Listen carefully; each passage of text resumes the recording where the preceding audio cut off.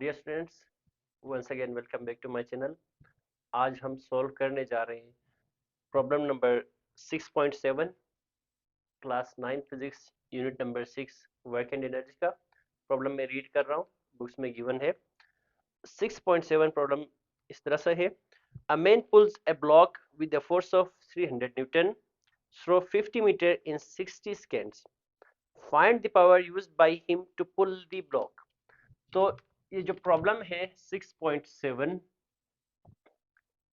इसमें जो given data है मैं वो लिखता हूँ और क्या फाइंड आउट करना है वो भी यहाँ पे लिखता हूँ। तो इसमें हमें गिवन है कि एक बंदा है, अ मैन, फोर्स अप्लाई कर रहा है 300 न्यूटन ऑन ए ब्लॉक, सही है, और उसको मूव करवाता है डिस्टेंस ऑफ 50 मीटर। और इस वर्क डन करने के लिए उसको टाइम जो लगता है दैट इज 60 सेकेंड्स। हमसे पूछा गया है इस प्रोसेस के दौरान जो पावर है वो हमने फाइंड आउट करनी है। तो पावर के लिए हमें फॉर्मूला पता है, is work done divide by time.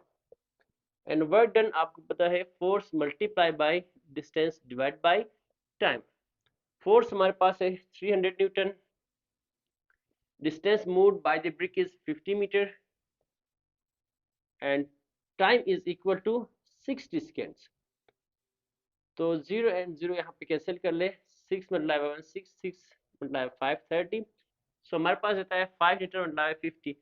तो that is power is equal to 250 what.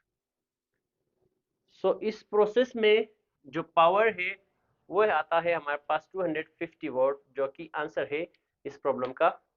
Students, अभी हम सॉल्व करते हैं प्रॉब्लम नंबर 6.8। प्रॉब्लम में रीड कर रहा हूँ। अ 50 kg man moved 25 steps up in 20 seconds. Find the power if each step is 16 centimeter high. तो गिवन डाटा मैं वंस अगेन यहाँ पे लिखता हूँ। 6.8 प्रॉब्लम है। एक बंदा है जिसका मास है 50 kg और स्टेप्स में मूव कर रहा है, नंबर ऑफ स्टेप्स, सीढ़ियां चढ़ रहा है, और वो जो स्टेप्स है उनकी तादाद है 25 स्टेप्स है, ठीक है। और टाइम भी हमें गिवन है, that is equal to 20 seconds. And एक जो स्टेप है उसकी हाइट है वो 16 सेंटीमीटर। हमने फाइंड आउट करना है पावर ऑफ द मैन, सही है। तो इसके लिए इसको मैं पिक्चराइज करता हूँ, देखें यहाँ पे। तो let's say these are the steps, first step, second step, third step and so on.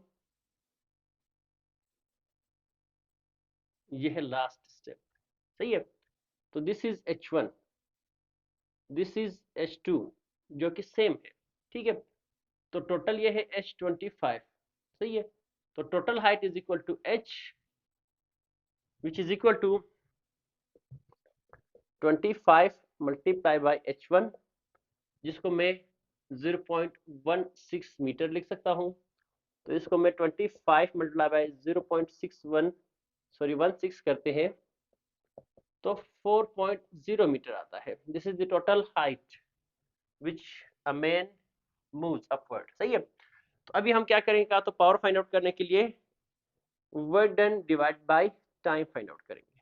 और वर्क डन में यहाँ पे mgh, mg is the weight of the person, h is the height with through which he has moved upward, and time is t. M is 50 kg, g is 10 meter per second square, and h is 4 meter. This whole divided by time which is 20 seconds, सही है। तो यहाँ पे देखें, power is equal to हमारे पास आता है 10 multiply 1 10, 10 multiply 2 20, 2 multiply 1 2, 2 multiply 2 4, 50 multiply by 2 करते हैं तो 100 वॉट आता है, which is the power of a person who moves 25 steps and his mass is 50 kg, and the time taken to cover these steps is 20 seconds, and the height of each step is 16 centimeter or 0.16 meter. तो यहाँ पे ये problem and होता है। अगर आपको ये problem समझ में आया, ये मेथड समझ में आया, तो काइंडली ज़्यादा से ज़्यादा बच्चों के साथ शेयर कर ले। और अगर कोई चीज़ क्लियर नहीं है, समझ में नहीं आया, ठीक है, तो आप कमेंट में बता दें। Thank you.